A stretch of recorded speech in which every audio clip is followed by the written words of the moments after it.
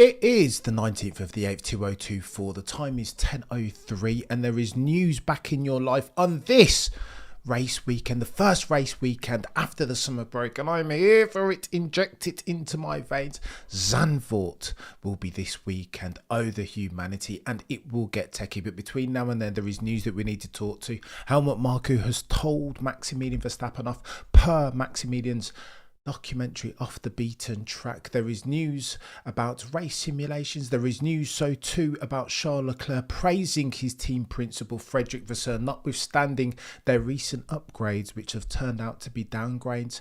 Bouncing et al. Poor performance. How long can Frederick Vasseur last? So too we need to talk about Danny Rick and Carlos Sainz coming out and backing McLaren in their Hungarian Grand Prix. Team order gates. Hamilton has come out and talked about how he became a better teammate in the downtime at Mercedes.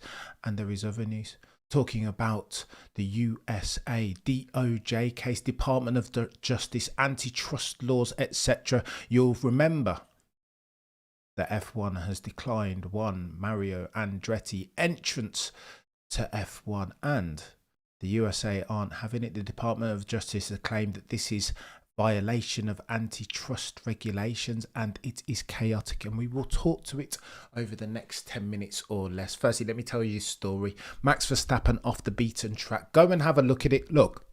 And again, I tell you this story against the backdrop of Tom Clarkson's remarks saying that Max Verstappen, when he comes back from the summer break, will have to mature, will have to try and optimise for his circumstance in real time. If indeed 18 points is the maximum that he can get at Zandvoort, the Dutch Grand Prix, then that's what he needs to bear in mind. He can't go for the race victory every single race weekend. And this has the community in divergence. Some say, why would you do that to Max Verstappen? He's a killer.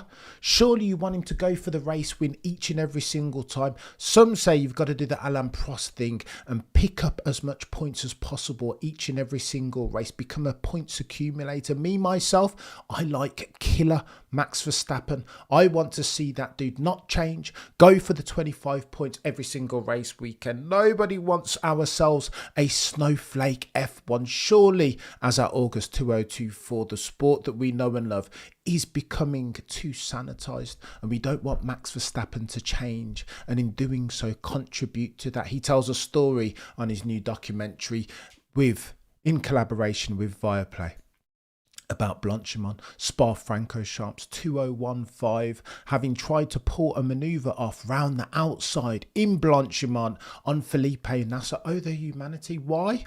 Why is that so crazy? Well, because you don't put one round the outside of Blanchimont. Doesn't make sense, but Max Verstappen tells the story that he'd not long joined the Red Line racing team, the sim racing team, and he tried it on track there. But again, you remember that the circumstances, the characteristics of those sim cars are very different, right? You have lower top speeds, higher downforce, but that didn't deter Maximilian Verstappen. He was going to try it anyway. Notwithstanding Mr. Jos Verstappen, he disliked it. He thought it was far too dangerous. So too did Helmut Marko. Now, he pulled it off ultimately, getting it done not round the outside of Felipe Nasser into Blanchimont 2015 Toro Rosso settings, notwithstanding the fact that the handling dynamics were difficult and Max had to wrestle the car. Nevertheless, he got it done in the next corner into chicane. But again, part of the story is that he was brave enough, that he had the wherewithal, that he was ruthless enough at the age of 17, no less. This was his first season in Formula One, and yet and still Max Verstappen had the cojones to try something that you shouldn't be trying in F1. That's what we mean when we're talking about overly sanitized Formula One. No one on the current grid would dare to try something again. And when Max Verstappen was asked to post-mortem that move, he said too that he wouldn't do it again. Helmut Marko said, "You will never do something like that again, Max Verstappen. It's far too dangerous, far too risky." Chaos, eh? I love that. I love watching that back. That Max, 2015, 17 years old, had the wherewithal, gumption, bravery to do one of those things. Levels.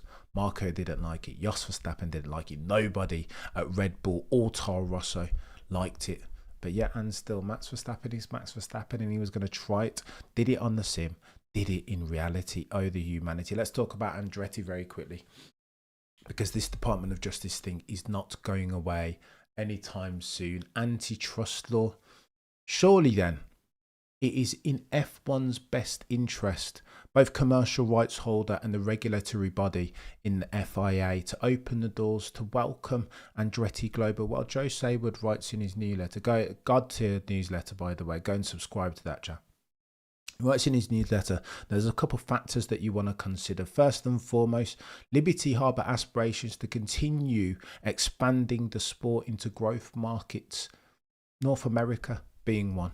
How do you do that? Well, of course you do that by getting a driver in Logan Sargent and a team in Andretti Global on the grid. It makes sense, does it not? From that standpoint, from that perspective. However, Joe Saywood, the legend, argues that there is something critical that we are all overlooking. F1 as a sporting endeavour is not easy. There are barriers to entry, both financial and operational. A team historically, if past this prologue, doesn't just come into Formula One and succeed. Most of them fall by the wayside, if not go bankrupt. Please see a Marussia, please see a Force India et al. Please see a Toyota. And that's notwithstanding they're not in substantial financial resource and financial investment. However, here's the clincher. If indeed you're going to have an Andretti Global, you need to make sure, if you harbour aspirations of growing the sport into North America, more in North America, increasing the percentage as a percentage of the whole of the demographic that is North American. What you need to do is make sure that Andretti Global are successful, right? Because worst case scenario, if Andretti Global came into the sport and then fell by the wayside, as so many have done before, that would be a net negative. There would be downside ramifications. You might argue that you would lose more North American viewership than you would gain. And that is the risk. And that's the reason why F1, the commercial rights holder, and the FIA, not necessarily so much the FIA, but the teams are so hesitant to welcome the likes of Andretti Global with open arms. Oh, and by the way, I think I'm talking rubbish about the saturation in F1. Saywood writes that out of 199 races, that Mercedes have won 49.7%. Red Bull, the last 199 races, by the way, Red Bull 35.2%. Ferrari, they've won 24%. Thus, the top three teams have won 97% of the races. How do you, with that front and centre of your mind, how do you think Andretti are going to come in and win instantly, have success? More than likely, again, if past this prologue, if we're using statistical analysis, historical statistical analysis, more than likely Andretti Global would be a failure in F1. What do you mean by a failure, Cameron? Well, they would not win races, and therefore they would disenchant a very new, a very young in terms of tenure North American audience, and that's what Liberty Media don't want. I don't want that. You don't want that. Liberty Media definitely don't want that. Not on the back of glowing quarterly earnings reports. Oh, the humanity. So too, by the way, Charles Leclerc's come out and he's spoken about Scuderia Ferrari and their progress, saying thus, I think people have more responsibilities about Frederick Vasseur and his leadership, that they have more responsibilities of putting a better place to be at their 100% optimal, and really have the trust from Fred, which is a good thing, the Monegasque told motorsport.com. And Fred, he continues, has always been super good at putting the people in their best possible condition in order for them to perform at their best. So this is really where it changed. Really been a change of approach. He says, however, on the upgrades that haven't been upgrades, that indeed resulted in downgrades in the performance of that SF24. He says, maybe in the past it wasn't as easy as now, so I think we are in a better place as a team. We've made big progress in the last 7 races, in the last 7 to 8 months before Barcelona. Barcelona, however, as far as the upgrades, has been a one-off. We've been honest with ourselves and understood what he did wrong, and I'm confident that we'll come back on the good slope, mate. Charles Leclerc, here's hoping, Like, what are we doing?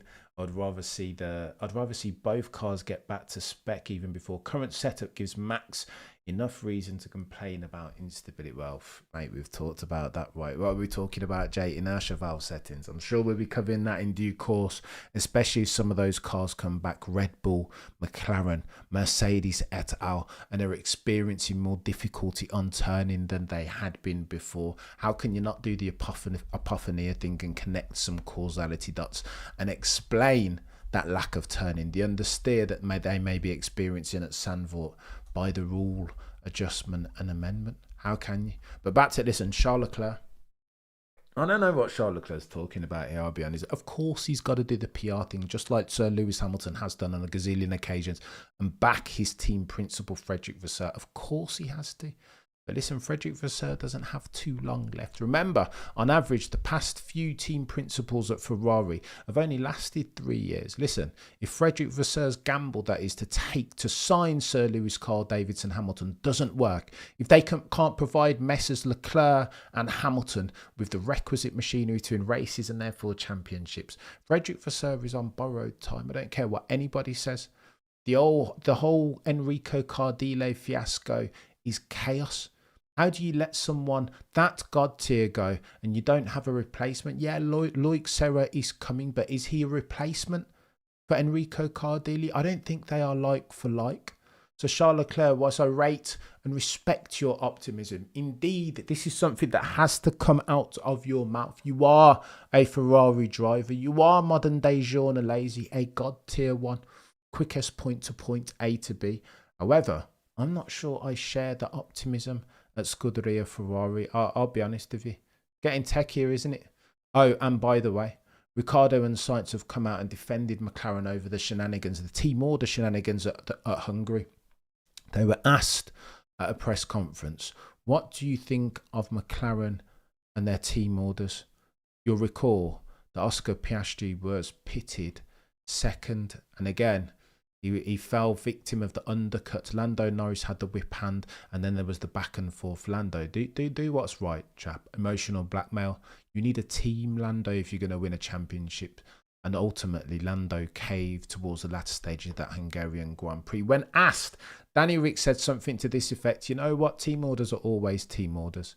And you need a team around you if you're going to win races. So you know what? Lando did the right thing. So too did McLaren. And Carlos Sainz said the same thing. A team order is a team order. This is F1, and ultimately you need the team around you. You need to build them up, upskill, have them at the point of morale optimized so that you can go in races and championships over humanity. Lewis Hamilton, by the way, he said that he's a better team member because of Mercedes' struggles. Team member, does that ring any bells? You remember when he said to Max Verstappen that as a champion, you need to be a team member, not just a driver, over humanity. Hamilton said that so long not winning, that it was a battle of the mind. And again, think about Lando Norris and some of the stuff that he's been talking about, his mental fortitude, resilience, and how he needs to improve for that. Keeping yourself sane, says Lewis Hamilton, trying to pick up new tools, he told Esquire. That was his remit when he didn't have a car capable of winning. Ultimately, he continues, it always comes back to persistence and dedication, hard work. It always does eventually pay off. I think I learned that life is really about how much pain you can experience and keep going. Not how many times you hit, it's how many times you hit and get up, how much you can suffer and keep moving forward, you know. Hamilton continued, it's not how you fall off, it's how you get up. It's how you continue to apply yourself each and every single day. It's how you connect with the people that you work with. I probably learned to be a better teammate in this period of time because we've had more time to focus on communication. Sir Lewis, Carl Davidson, Hamilton saying that he's the better man now. For the struggles, the toils, the travails, both mechanical, managerial, aerodynamic, chassis, aero map of that W14 car and W13 before it. Maybe Ferrari are getting the GOAT next year. Maybe Sir Lewis at the ripe old age of 39, soon to be 40 years old. Maybe he is the GOATiest one that we've ever seen. Much improved for the melees and chaos at Mercedes. Many have said that he's damaged goods now, that Sir Lewis is on sabbatical, guarding leave, that he's checked out, awaiting the start of his tenure his dream tenure, the symbiosis that is brand Hamilton and brand Scuderia Ferrari as at 2025. But this article, per Lewis Hamilton's own words, if you're going to take him at face value, he begs to differ vehemently.